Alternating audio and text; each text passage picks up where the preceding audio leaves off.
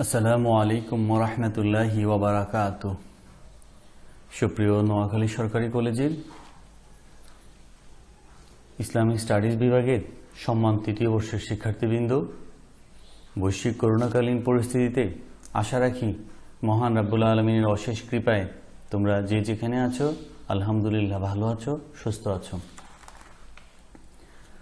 তোমরা নিশ্চয়ই অবগত আছো যে নোয়াখালী সরকারি কলেজের ব্যবস্থাপনায় তোমাদের শ্রেণী কার্যক্রম অনলাইনে পরিচালিত হচ্ছে। এরই ধারাবাহিকতায় আজকের সহিবাদ ক্লাসে তোমাদের সকলকে স্বাগত। আশা রাখি গত দুটি ক্লাসের ন্যায় আজকের ক্লাসটিও সহিবাদ সম্পর্কে তোমাদের কৌতূহলকে আরও বেশি বাড়িয়ে দিবে, জ্ঞানের গভীরতাকে আরও বেশি প্রসারিত করবে এবং ভ্রান্ত বিশ্বাসের বেড়াজাল থেকে তোমাদের জানার আগ্রহকে অনেকাংশে সমৃদ্ধ করবে বলে ইনশাআল্লাহ। আজকের ক্লাস উপস্থাপনায় আছি আমি মোহাম্মদ মাহবুবুল আলম, প্রভাষক, ইসলামিক স্টাডিজ বিভাগ, নোয়াখালী সরকারি কলেজ, নোয়াখালী।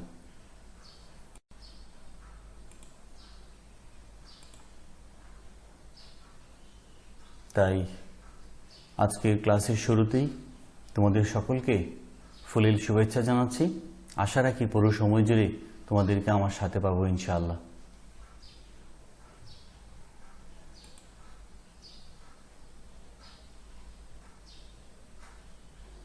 এই কথাটি বলছিলাম যে আজকের সফিবাদ ক্লাসের তোমাদেরকে সফিবাদ অংশে খ বিভাগের 3টি প্রশ্ন নিয়ে তোমাদের সামনে আমি উপস্থিত হয়েছি।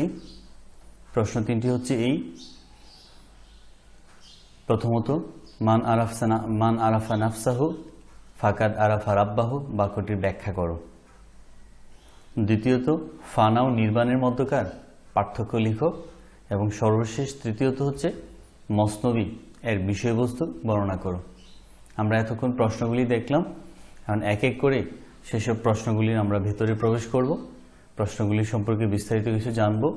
তাহলেই আমাদের প্রশ্নগুলি সম্পর্কে সে যে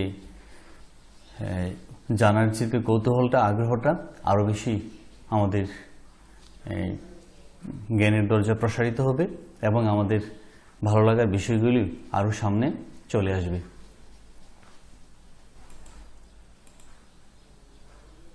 প্রথমত আমরা দেখি মান আরাফা নাফসাহু ফাকাত আরাফা রাব্বাহু, এই বাক্যটির আমরা ব্যাখ্যা করব। এই বাক্যটা তোমাদের পরীক্ষার জন্য খুব ইম্পর্টেন্ট। এই বাক্যটার ব্যাখ্যা হবে 5 নম্বর প্রশ্নের জন্য, 5 নম্বরের জন্য। আমরা এই বাক্যটার ব্যাখ্যাতে প্রথমত আমরা বাক্যটার অর্থটা জানব, যে আসলে বাক্যটাতে কি বলা হয়েছে, তারপর আমরা ব্যাখ্যায় যাই। বাক্যটির অর্থ হচ্ছে, যে ব্যক্তি তার নফস তথা আত্মার পরিচয় সম্পর্কে অবগত হলো, জানলো, সে তার প্রভুর পরিচয় জানলো। অর্থাৎ মান আরাফা নাফসাহু ফাকাদ আরাফা রাব্বাহু, যে ব্যক্তি তার নফসের আত্মার পরিচয় সম্পর্কে অবগত হলো, সে তার প্রভু তথা স্রষ্টার পরিচয় সম্পর্কেও সে যথার্থ অবগত হলো। এখন আমরা দেখি বাক্যটির প্রায়োগিক ব্যাখ্যা, অর্থাৎ ব্যবহারিক করতে বাক্যটি কিভাবে তার বিন্যস্ততা হয়, কিভাবে তার প্রয়োগ হয়, সেই বিষয়টি আমরা দেখব। নফস তথা রূহ হচ্ছে একই সত্তার দুটো নাম, অর্থাৎ একটা বৃক্ষের দুটো শাখাকে আমরা বলতে পারি। এটা মহান রাব্বুল আলামিনের শক্তি তথা আদেশ মাত্র।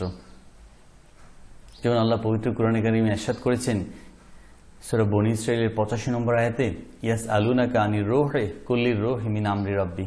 হে রাসূল সাল্লাল্লাহু আলাইহি সাল্লাম, আপনাকে যদি রূহ সম্পর্কে প্রশ্ন করে জিজ্ঞাসা করে, তাহলে আপনি বলে দিন, রূহ হচ্ছে আমার প্রভুর আদেশ মাত্র। রূহ ব্যতীত আরও একটি শক্তি মানুষের মধ্যে বিদ্যমান, তা হলো নফস। রূহের আকর্ষণ আল্লাহর দিকে, আর নফসের আকর্ষণ হচ্ছে জাগতিক জগতের দিকে। মানুষ হচ্ছে এই দ্বিবিধ শক্তির মোকাবেলা কেন্দ্র। আর নফসকে নিয়ন্ত্রণ করেই আত্মাকে পরিশুদ্ধ করার যত প্রচেষ্টা আছে, সকল প্রচেষ্টাই যারা সুফি নিয়ে গবেষণা করেন, যারা সুফি চর্চা করেন, তাদের জানার আগ্রহের এবং জীবনকে পরিচালিত করার একমাত্র মাধ্যম হিসেবেই তারা সেটাকে গ্রহণ করে নেন, অর্থাৎ নফসের পবিত্রতার, নফসের আত্মশুদ্ধির মাধ্যমে আত্মাকে পবিত্র করা, কলুষমুক্ত করা। আর এই কারণেই সুফিবাদ আত্মিক বিবর্তনের উপর সর্বাধিক গুরুত্ব প্রদান করে থাকে। আর সুফিবাদ মানেই হলো আত্মিক পবিত্রতা, নিষ্কুলতা,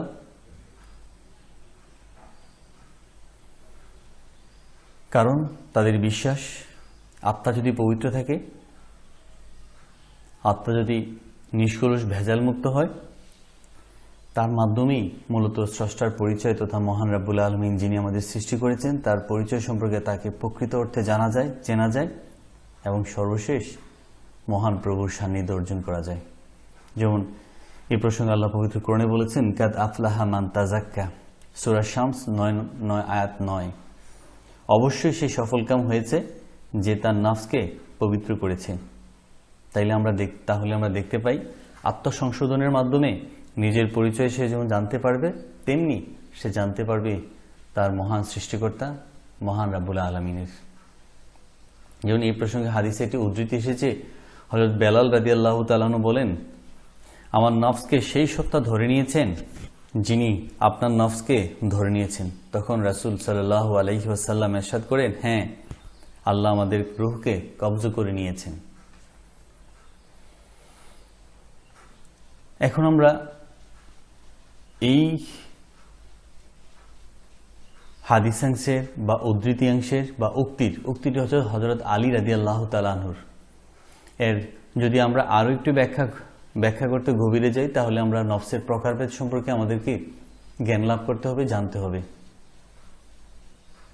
আর খোদা মহান রাব্বুল আলামিনের সান্নিধ্য অর্জন, তাকে কাছে পাওয়ার জন্য নফসকে 3টি পর্যায়, 3টি ধারা অতিক্রম করতে হয়। আর সহিবাদে নফসকে 4 ভাগে ভাগ করা হয়েছে। এখন যদি আমরা দেখি নফসের প্রকারভেদের ক্ষেত্রে, তাহলে দেখব নফসকে 4 ভাগে ভাগ করা হয়েছে। প্রথমত নফসে আম্মারা, দ্বিতীয়ত নফসে লাওয়ামা, তৃতীয়ত মুলহিমা, আর চতুর্থত নফসে মুতমাইন্না। নফসে আম্মারা বলা হয় ওই নফসকে, ওই আত্মাকে যে আত্মা সবসময় মানুষকে মন্দ কাজ, অন্যায় কাজের দিকে পরিচিত করতে থাকে। আর নফসে লাওয়ামা হচ্ছে ওই আত্মা যে আত্মা মানুষকে কখনো ভালো কাজের দিকে, কখনো মন্দ কাজের দিকে, এই দুদিকেই সে টানা হেঁচড়া করতে থাকে। আর আল্লাহকে পাওয়ার, আল্লাহকে সান্নিধ্য লাভের, চেনার অন্যতম মাধ্যম হচ্ছে নফসে মুলহিমা। শুধুমাত্র নফসে মুলহিমাই আল্লাহর প্রত্যক্ষ এবং পরোক্ষ যোগাযোগ করে থাকেন, এবং যারা শরীয়তের আমল সহ গভীর মনোযোগ সহকারে পালন করেন, তারাই মূলত রিয়াজত, মুশাহাদা, মোরাকাবার মাধ্যমে মহান রব্বুল আলামিনের সান্নিধ্য অর্জন করতে সক্ষম হন। আর যারা এই কাজটা সম্পন্ন করতে পারে, তারা পৌঁছে যান মুতমাইন্না, তথা যার অপর্ণা হচ্ছে জান্নাত। যেন আল্লাহ পবিত্র কোরআনে ইরশাদ করেছেন, আমি এখানে তোমাদের স্লাইডেও সেই জিনিসটাকে উদ্ধৃত করেছি। আল্লাহ বলেছেন, ইয়া আইয়াতুহান নাফসুল মুতমাইন্না ইরজিই ইলা রাব্বিকি রাদিয়াতাম মারদিয়্যা ফাদখুলি ফি ইবাদি ওয়াদখুলি জান্নাতি।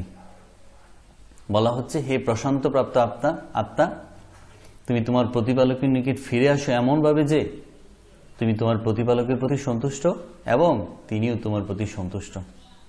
তাহলে আমরা দেখি আত্মার ক্লাসিফিকেশনের মধ্যে যে বিষয়টা আমাদের সামনে স্পষ্ট হয়েছে, সুফি তত্ত্বে বা সুফিবাদে মূলত আত্মার দুটি প্রকারভেদ কি নিয়ে মূলত তাদের যত আলোচনা, গবেষণা এবং যত পর্যালোচনা, সেটা হচ্ছে নফসে মুলহিমা এবং নফসে মুতমাইন্না। নফসে মুলহিমা মূলত একজন সুফিকে, একজন মানুষকে মহান রাব্বুল আলামিনের সন্তুষ্টি অর্জন, তার পরিচয় জানার ক্ষেত্রে তাকে অনেক বেশি অগ্রগামী করে, আর শেষ পর্যায়ে সে মুতমাইন্নায় পৌঁছে যায়।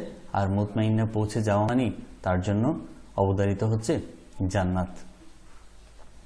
তো বস্তুত আমরা দেখি বাক্যটির যদি আরো একটু আমরা ব্যাখ্যা করতে চাই, তাহলে দেখব যে সুফি তত্ত্বে বা সুফিবাদে নফস নিয়ে যে আলোচনা, মূলত তাকে ঘিরেই তার জীবনের যাবতীয় বিষয় আশয় সবগুলি তাকেই কেন্দ্র করে।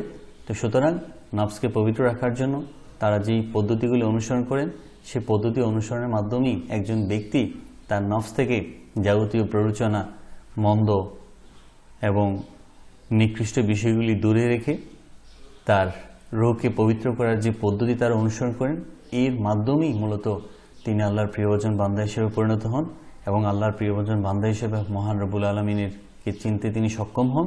আর তার চেনার প্রকৃত অর্থে তাকে চেনার মাধ্যমেই সে ব্যক্তি বা সেই সুফি সাধক মহান প্রভুর সন্তুষ্টি অর্জন করতে সক্ষম হন। আর তার সন্তুষ্টি অর্জনের মাধ্যমেই তিনি পারলৌকিক জীবনে মহামূল্যবান সম্পদ জান্নাত লাভ করে তিনি নিজেকে সম্মানিত বোধ করেন এবং নিজেকে তার আরাধনার যথেষ্ট জায়গায় নিজেকে পৌঁছে দেন। তাহলে আমরা এই বিষয়টাকে এভাবেই উপস্থাপন করব আশা রাখি। তাহলে আমরা বোঝানোর ক্ষেত্রে, পরীক্ষায় নম্বর পাওয়ার ক্ষেত্রে, সকল ক্ষেত্রেই আশা করি তোমাদের সহায়ক ভূমিকা পালন করবে। এখন আমরা যদি দেখি প্রশ্নের দ্বিতীয় পার্টে, সেটাতে দেখব আমরা দ্বিতীয় যেই প্রশ্নটা ছিল ফানা এবং নির্বাণের মধ্যে পার্থক্য। অনেকগুলি পার্থক্য আছে, পরীক্ষাতে তোমাদের 4 অথবা 5টি পার্থক্যের কথা উল্লেখ করা হয়।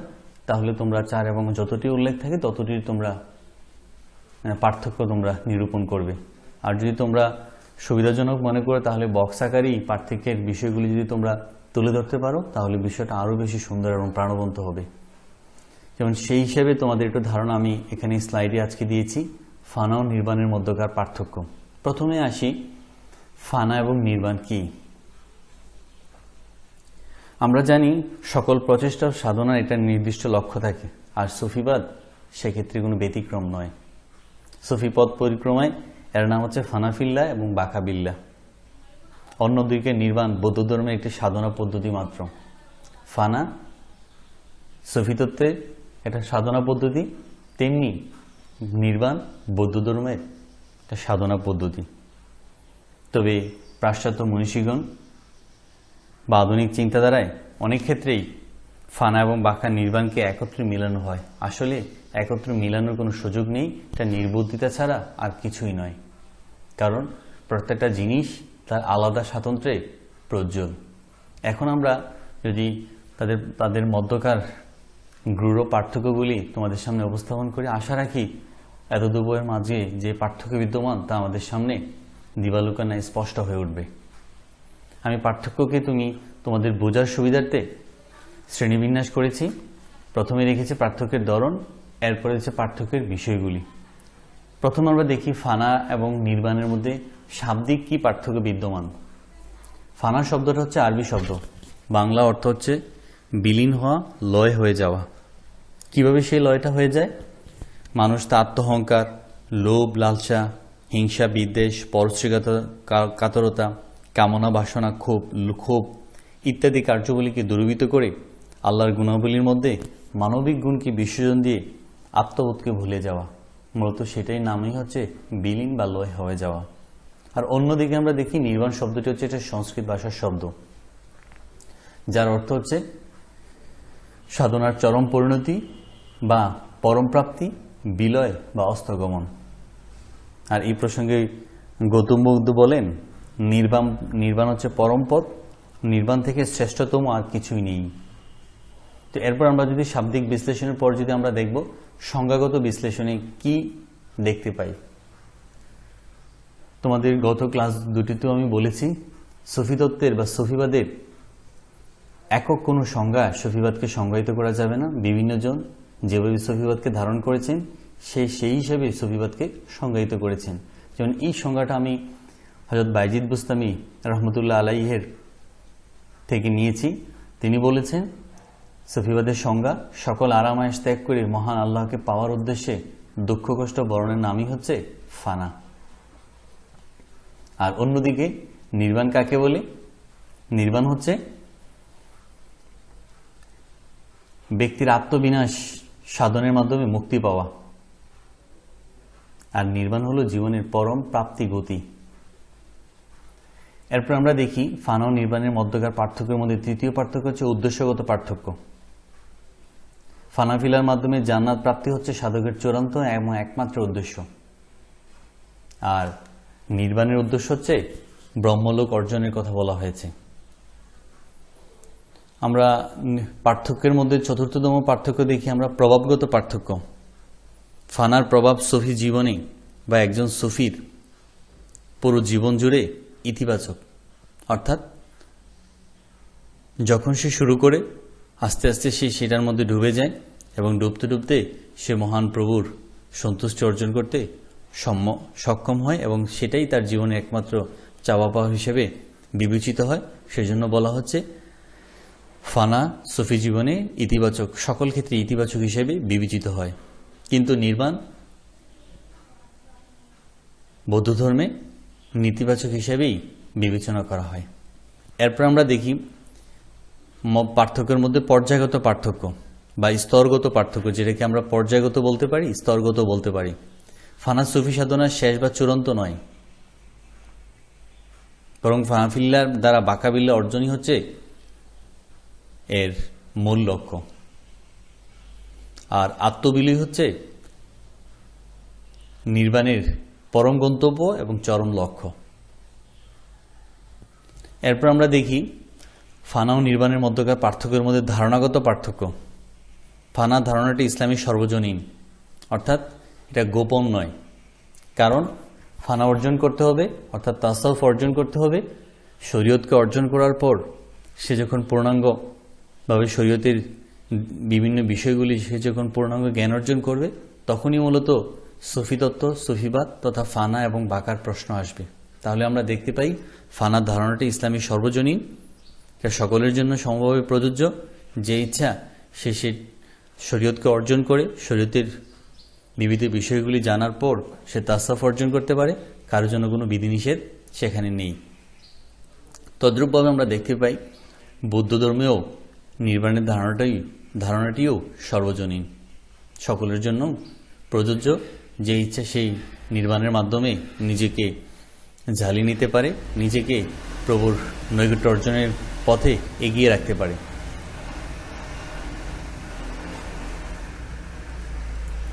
এরপর আমরা দেখি ফানা ও নির্বাণের মধ্যকার পার্থক্যের মধ্যে আছে বিধানগত পার্থক্য। ফানার মধ্যে আছে তত্ত্বগত মূল্য, আর পক্ষান্তরে নির্বাণে আছে নৈতিক মূল্য। তত্ত্বগত মূল্য বলতে এটাই আমরা বুঝব যে ফানা অর্থাৎ সুফিজম, সুফিতত্ত্ব বা আধ্যাত্মিকতা, মরমিবাদ, এটা পবিত্র কোরআন এবং সুন্নাহর আলোকেই প্রমাণিত। সুতরাং আধ্যাত্মিকতা পাশ্চাত্য মনীষীদের কথায় যে খ্রিস্টান ধর্ম অথবা নিউ প্ল্যাটনিক অথবা পার্শ্বিক মতবাদ থেকে উদ্বুদ্ধ হয়েছে যে সুফিবাদ, তাদের যে কথায় আসলে প্রকৃত অর্থে সুফিবাদ সেই সকল ধারণা থেকে উৎপত্তি লাভ করেনি, বরং তত্ত্বগত মূল্য হচ্ছে এই, যা পবিত্র কোরআন এবং সুন্নাহর আলোকেই মাধ্যমে সেটার উচ্চারিত হয়েছে, উৎপত্তি হয়েছে। সুতরাং প্রতিটি ক্ষেত্রেই তার রয়েছে তত্ত্বগত মূল্য। আর একজন ব্যক্তি চাইলেই সে সুফিতত্ত্ব অর্জন করা তার পক্ষে সম্ভব নয়, বরং তাকে আগে শরীয়ত অর্জন করতে হয়।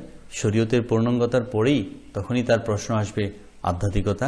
তো সেই জন্য দেখা যাচ্ছে যে সুফিতত্ত্বের প্রতিটি কার্যক্রম যেভাবে তত্ত্বগত তার ভিত্তি রয়েছে, তদ্রূপ ফানারেও তত্ত্বগত ভিত্তি রয়েছে।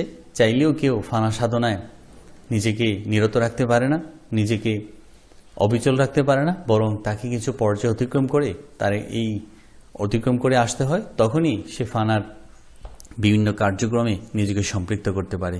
আর অন্যদিকে রয়েছে নৈতিক মূল্য। তথ্যগত মূল্য হচ্ছে তাদের কাছে, অর্থাৎ নির্বাণে, বৌদ্ধ ধর্মে নির্বাণ তথ্যগত মূল্যের চেয়ে বরং নৈতিক মূল্যকেই তারা বেশি প্রাধান্য দিয়ে থাকেন। তাহলে আমরা ফানা ও নির্বাণের মধ্যকার পার্থক্যের এই বিষয়গুলি তোমাদের সামনে উপস্থাপনের পর আশা রাখি পাশ্চাত্য মনীষীদের যে ধারণা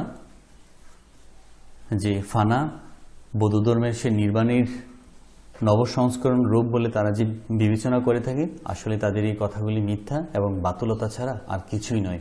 কারণ ইসলামের সৃষ্টির শুরুতেই সুফিবাদের যেমনি উৎপত্তি, পরবর্তীতে সুফিবাদের সাধনা পদ্ধতির শুরুতেই তার উৎপত্তি।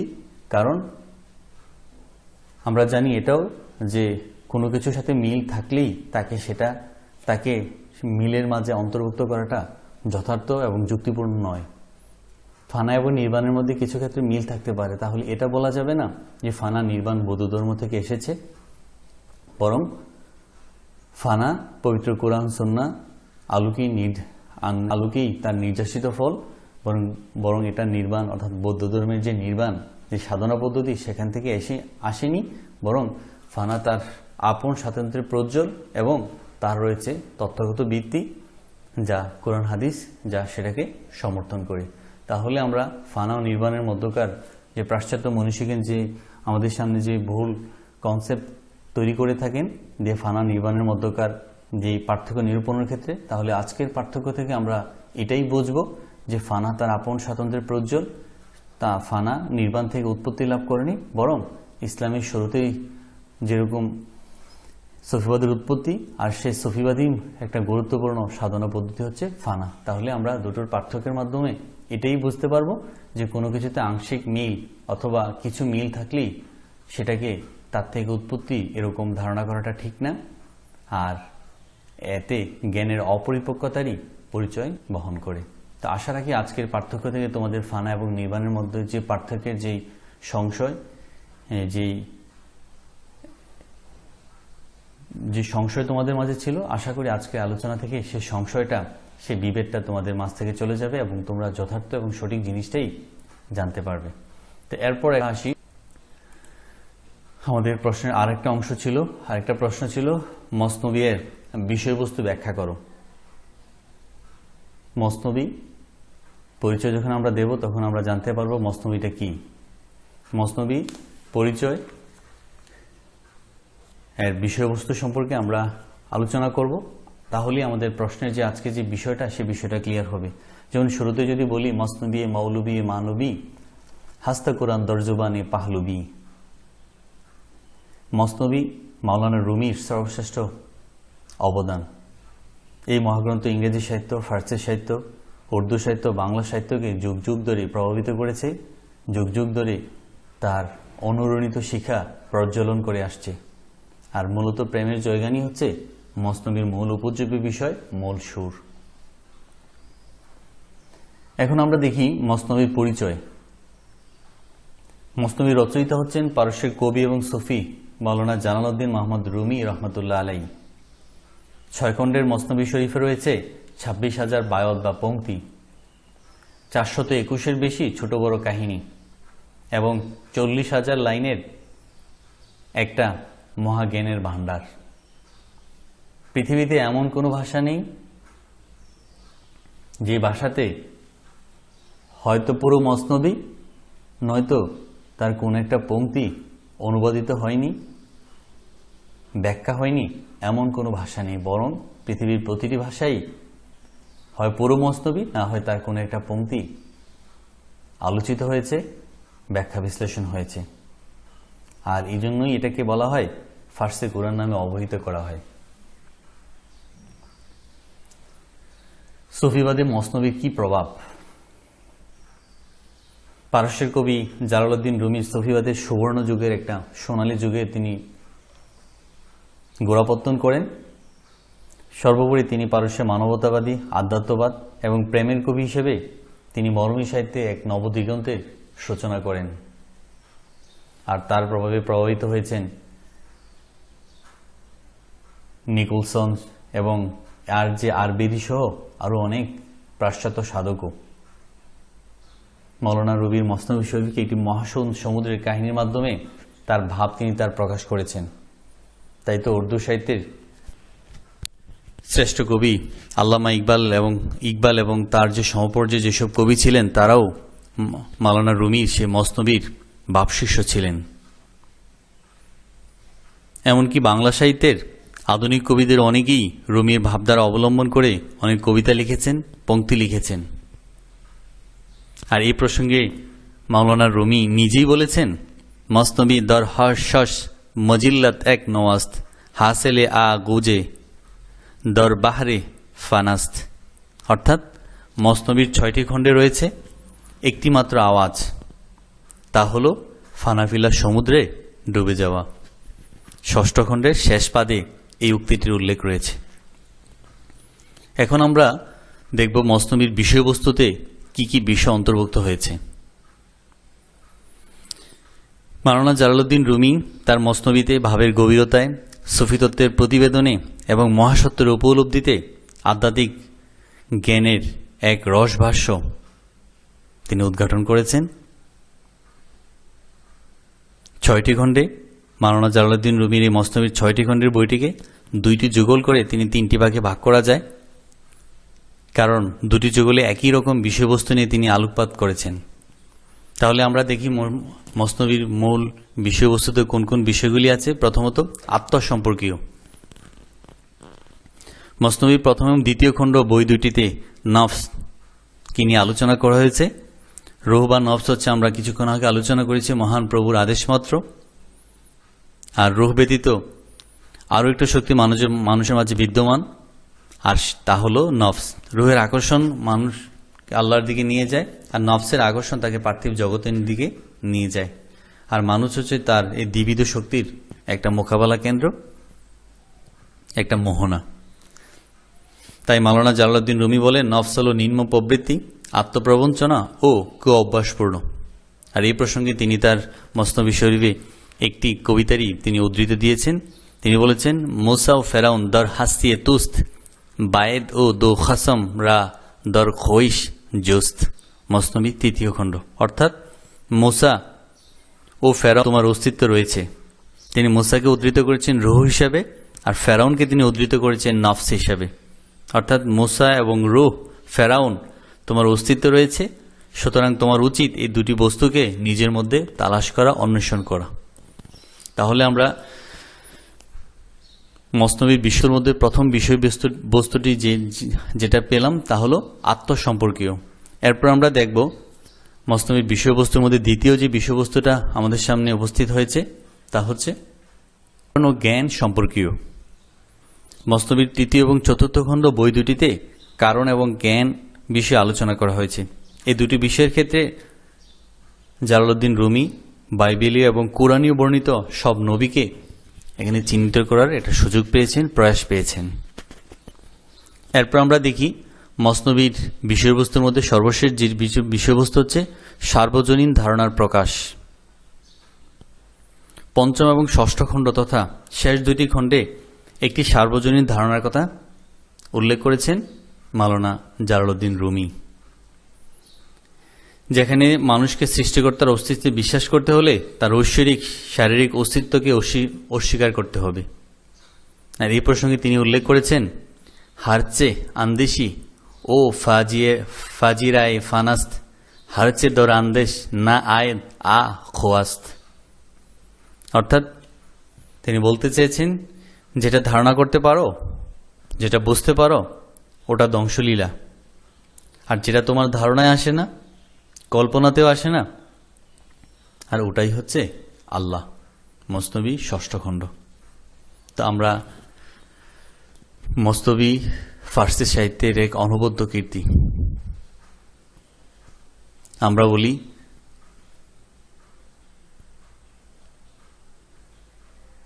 ফার্সি সাহিত্যকে সমৃদ্ধ করেছে এই মাওলানা জালালউদ্দিন রুমির এই মসনবি। তিনি এই পুরো মসনবিতে 26,000 বায়াতের মাধ্যমে পুরো কোরআন শরীফের বিভিন্ন ঘটনাগুলিকে তিনি ছন্দের মাধ্যমে তুলে ধরেছেন। সুতরাং তার এই বায়াত বুঝতে হলে আধ্যাত্মবাদের যেমন শরীয়তের শিক্ষা যেমন প্রয়োজন, তেমনি প্রয়োজন আধ্যাত্মবাদের সে তালিম। না হলে তার প্রকৃত বা গুরুর রহস্য উদ্ঘাটন করা সাধারণ মানুষের পক্ষে সম্ভব নয়। আর প্রথমেই বলেছি, প্রত্যেকটি পংক্তিতে, প্রত্যেকটি লাইনের পরতে পরতে তিনি মূলত মানবপ্রেম, ক্ষুধাপ্রেমেরই জয়গান তিনি গিয়েছেন।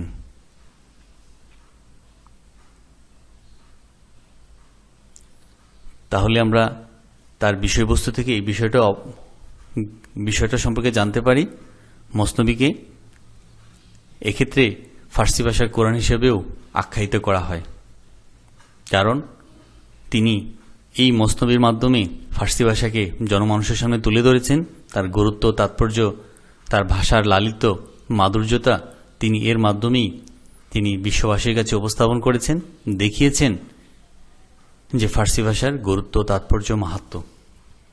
তাই বলা যায় মসনবী গ্রন্থখানি মুসলিম বিশ্বে এতটাই খ্যাতির চূড়ায় অবগাহন করেছে, যা এখনও বিশ্বের মরমী কাব্যদর্শনে এক জীবন্ত কিংবদন্তি, যার প্রতিটি চরণে মূলত প্রেমেরই জয়ধ্বনি হয়েছে, প্রেমেরই জয়গান হয়েছে, যাকে প্রায়ই বলা হয় ফার্সি কোরআন। তাহলে আমরা আজকের আলোচনা থেকে দেখলাম মসনবী ফার্সি সাহিত্যের এক জীবন্ত বহিঃপ্রকাশ। ফার্সি সাহিত্যে মসনবীর মাধ্যমেই ফার্সি সাহিত্যের উপযোগিতা পেয়েছে সবচেয়ে বেশি, এবং মানুষের কাছে তার আকর্ষণ আবেদনকে আরও বেশি প্রাণবন্ত করেছে, আরও বেশি সজীব এবং নির্মল করেছে। তাহলে আমরা দেখব, এবং তার প্রতিটি পংক্তিতে, তার প্রতিটি চরণে মূলত আধ্যাত্মবাদকে তিনি প্রাধান্য দিয়েছেন, এবং আধ্যাত্মবাদেরই মূলত গুরুর রহস্য তিনি উদ্ঘাটন করতে সচেষ্ট হয়েছেন। তাহলে আমরা মসনবী যদি আমরা পড়ি, তার মর্ম আমরা কিছুটা হলে উদ্ঘাটন করতে পারব। তো আজকে যেহেতু প্রশ্নের আলোচনায় সংক্ষিপ্ততা, তাহলে সেক্ষেত্রে আমরা প্রশ্নের বিষয়বস্তু ছিল যে মসনবীর বিষয়বস্তু সম্পর্কে আলোচনা করো। আর আমরা পুরো মসনবীতে আমরা তিনটি বিষয়েরই মূলত এখানে তোমাদের সামনে উপস্থাপন করেছি: আত্মসম্পর্কীয়, কারণ ও জ্ঞান সম্পর্কীয়, এবং সার্বজনীন ধারণার প্রকাশ। আশা রাখি মসনবী আজকের আলোচনা থেকে তোমরা মসনবীকে পড়ার তোমাদের আগ্রহ জাগবে, কৌতূহলকে আরও বেশি অনেকাংশে বাড়িয়ে দিবে। এবং তোমরা জানো মসনবী ইমাম অর্থাৎ মাওলানা জালালউদ্দিন রুমি তার জীবনের শ্রেষ্ঠ কীর্তি মসনবী লিখে তিনি কি আসলে বোঝাতে চেয়েছেন। তো আশা রাখি আজকের প্রশ্নের যেই বিষয়টা, মসনবীর বিষয়বস্তু তোমরা জানার পর থেকে আশা করি মসনবী সম্পর্কে তোমাদের জানার বা জ্ঞানকে সমৃদ্ধ করার আরও বেশি সুযোগ লাভ করবে। তোমরা মসনবীর পুরো বইটা বিভিন্ন খণ্ডাকারে বাজারে পাওয়া যায়, তোমরা সেটা দেখবে, এবং তিনি কিভাবে প্রেমের জয়গান গেয়েছেন এবং তিনি কিভাবে আধ্যাত্মবাদের মূল সুর তার প্রতিটি চরণে তিনি উপস্থাপন করেছেন, সেই বিষয়টি তোমাদের সামনে আমাদের সামনে উপস্থাপিত হবে। আশা করি আমরা আধ্যাত্মবাদের আরও গুরু রহস্য এই মসনবী পাঠের মাধ্যমে উদ্ঘাটন করতে পারব। তো আজ এ পর্যন্তই। আজকে আলোচনা থেকে তোমাদের সহিবাদ সম্পর্কে, আজকে বিগত আলোচনা এবং আজকের আলোচনা তোমাদের সহিবাদ সম্পর্কে আরও বেশি জানার আগ্রহকে আরও বেশি বাড়িয়ে দিবে, এবং সহিবাদ সম্পর্কে যে ভ্রান্ত ধারণা বা ভুল ধারণা সমাজে প্রচলিত আছে, সেই প্রচলিত ধারণা থেকে তোমরা বেরিয়ে আসতে পারবে, এবং সঠিক, যথার্থ এবং তথ্যপূর্ণ বিষয়গুলি জানার ক্ষেত্রে তোমরা আশা করি সবসময় এগিয়ে থাকবে। তো আজ এই পর্যন্তই। সবাই ভালো থাকো, সুস্থ থাকো। আল্লাহ হাফেজ। আসসালামু আলাইকুম ওয়া রাহমাতুল্লাহি ওয়া বারাকাতুহু।